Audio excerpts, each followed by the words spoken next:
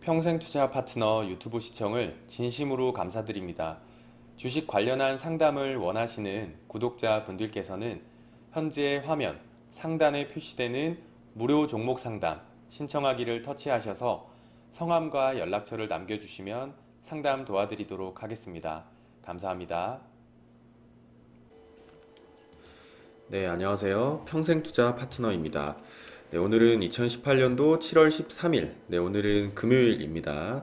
자, 한 주가 좀 굉장히 빨리 지나갔네요. 한 주가 빨리 지나갔고, 자, 어제 저희는 새로운 포트폴리오를 매수를 했는데, 일단은 조심스럽게 좀 접근을 한 부분이 있습니다. 아주 소량의 비중으로. 그래서 일단은 오전 시황 한번 좀 보고 넘어가도록 하겠습니다. 자, 오전 시황을 한번 보면은, 어제는 상해종합지수, 상해종합지수에서 그날이 나왔다라는 거고요.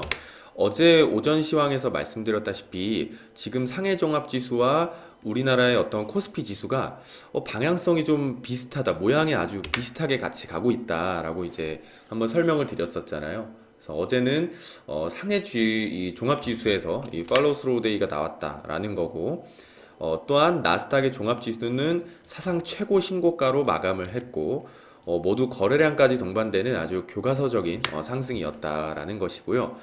어제 상해종합지수도 정석과도 같은 그날이 나왔다라는 것이고요.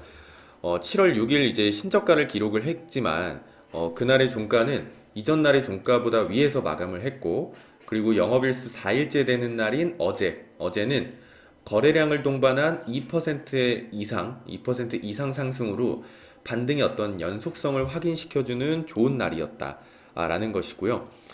그럼 우리나라는 좀 어떤가? 그렇게 한번 보면은 아직은 추세적인 반등이라기보다는 기술적 반등으로 보는 것이 좋을 것 같고요. 반등 이후 추세가 만들어졌다는 그 어떤 모습도 보이지 않기 때문에 기술적 반등으로만 일단은 보는 것이고요. 그래서 아직까지는 좀 마음이 편하지는 않다라는 겁니다. 원칙에 맞게 매수는 했지만 좀 마음은 불편하다라는 것이고, 하지만 이 마음이 불편한 것하고요, 원칙을 지키는 것하고는 좀 별개인 문제거든요. 그래서 좀 불편하고 힘들어도 원칙은 원칙이니까 원칙을 한번 지켜보는 것, 그게 최선이지 않을까 생각을 하고요. 아마 원칙을 지키지 않았다라면 더욱더 저희는 좀 힘들었고 좀 괴로웠을 거다, 아마 후회를 했을 거다라는 생각을 하고요.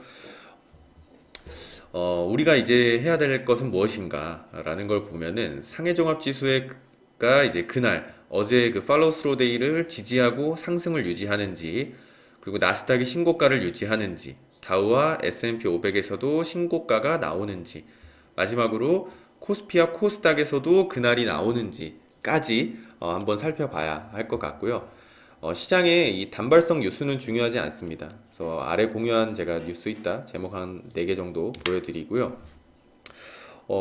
아마 보시면은 한 사람이 쓴 것 같이 다 뭔가 다 비슷한 내용이다라는 겁니다. 그래서 시장의 단발성 뉴스는 전혀 중요하지 않다라는 것이고, 개인의 감정과 시장의 방향은 전혀 무관하다라는 것입니다. 그래서 우리가 중요하게 생각하는 것은 지수가 상승한다면 실적이 좋은 주식도 상승한다는 어떤 신뢰, 통계적인 신뢰, 그 신뢰를 원칙으로 꾸준하게 반복하는 것이 최고다라는 것입니다. 그래서 여기 상해종합지수 일간하고 나스닥 일간 제가 차트로도 한번 보여드릴게요.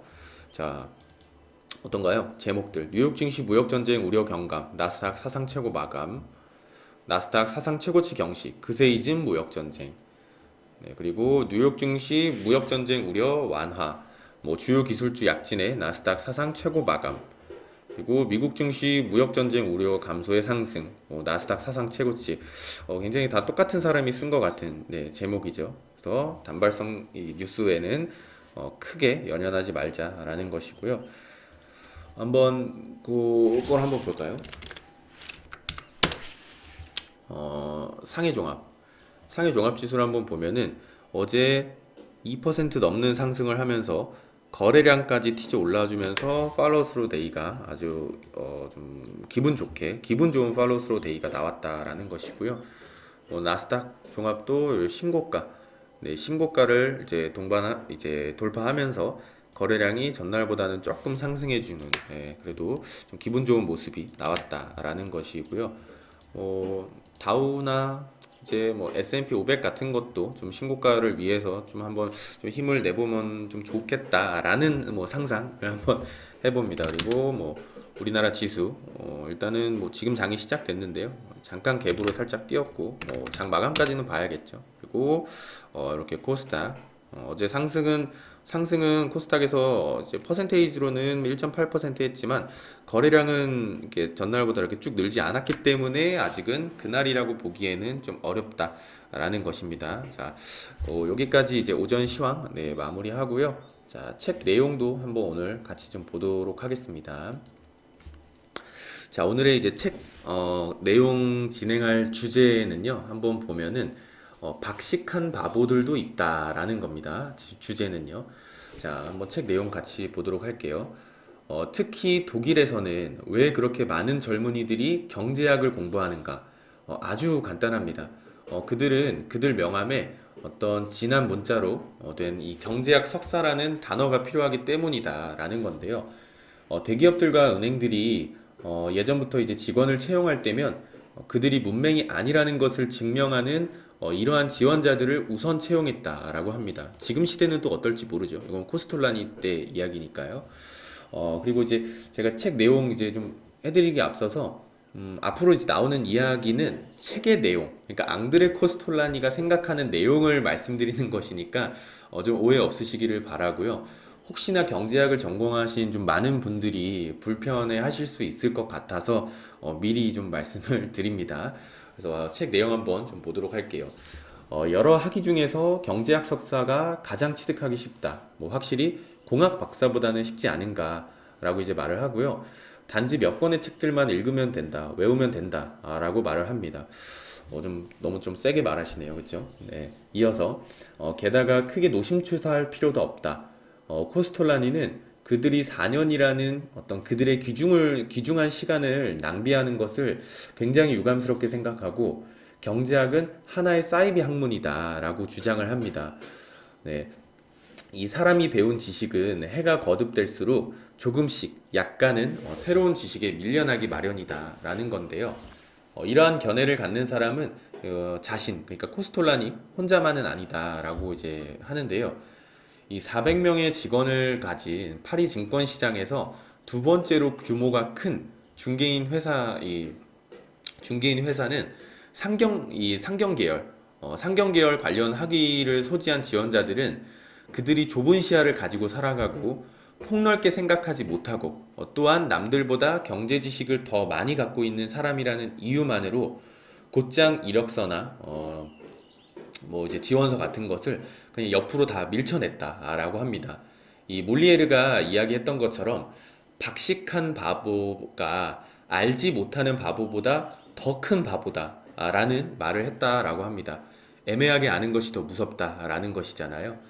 그 이제 저자가 증권시장의 동료와 이야기를 나눌 때 그가 좀 잘난 척하는 걸 보면은 두세 마디 뒤에 저자는 그가 이제 경제학을 공부를 했구나라는 것을 좀 알아차린다라고 합니다.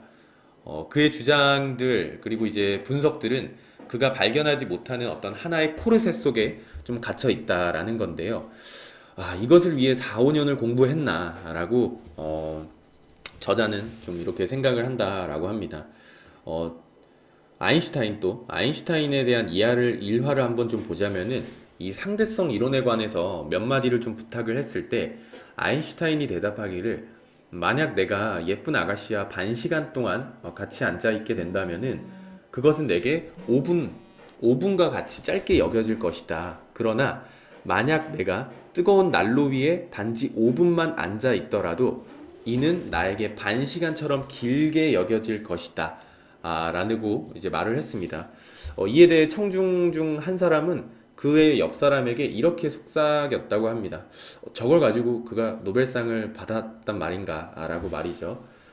또한 알 스미스의 어떤 솔직하고 의미심장했던 자백의 일화를 한번 보자면은 그는 뉴욕 지사였고 거의 대통령이 될 뻔한 유명하고 매우 명성 있는 미국인이다라고 하는데요. 한 회의에서 누군가가 그를 불렀습니다. 지사님, 어느 대학을 졸업하셨습니까? 라고 이제 물어봤는데, 알스미스는, 저요? 저는 뉴욕시 어시장이다. 라고 이제 엉뚱한 답변을 했다라고 합니다. 이 내용을 어느 정도는 이해해 주실 거라고 생각합니다.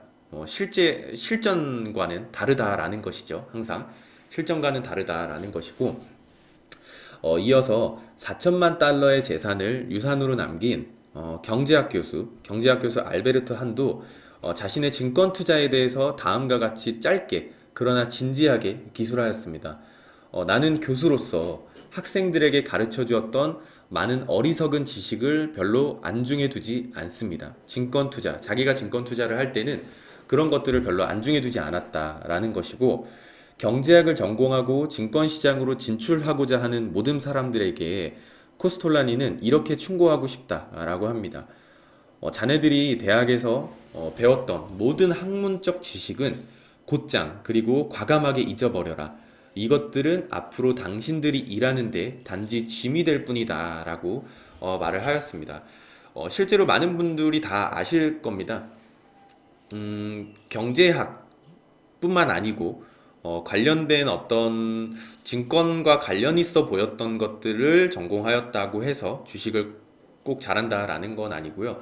그래서 저는 오늘 내용이 상당히 좀 공감이 좀 많이 되는 부분이 있어요. 그러니까 경제학이 뭐 나쁜 학문이다라고 말하는 것이 절대 아니고요. 저도 경제학을 공부하기 때문에 나쁘다라는 것은 아닌데, 하지만 경제학 그리고 실전 주식 투자는 같지 않다라는 말입니다. 같지 않다라는 말이고, 실제 경제학 박사 학위를 가지신 분들도 주식 투자에 대부분 다 실패합니다. 대부분 다 실패하는 경우가 굉장히 많고요.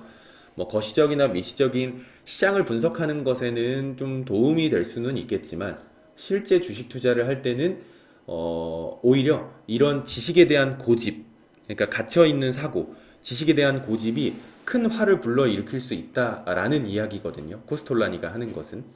그래서 주식 투자는 고집을 부리지 말아야 하고, 자기 자신이 알고 있는 어떤 교과서 같은 지식하고는 전혀 다르게 움직이기도 합니다.